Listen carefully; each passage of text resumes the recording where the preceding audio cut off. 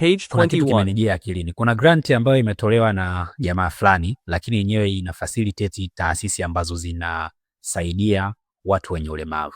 Mimi niliiona kwa jamaa fulani Instagram, lakini nika share kwenye group letu la Cheza Foundation Tanzania kwa ajili ya management, na tumeanza kuiandikia ili kuiomba. Sasa kuna kitu ambacho kilikuwa kinanifikirisha.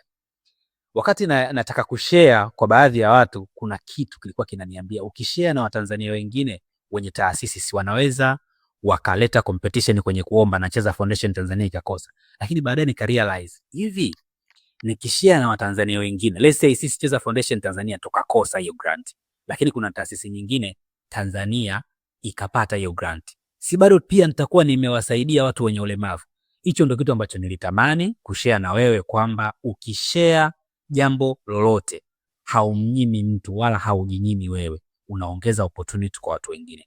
Mpaka wakati mwingine, mimi naitwa Mwalimu Swahibu Boston Karata, natoka Cheza Foundation Tanzania. Stay positive, stay active.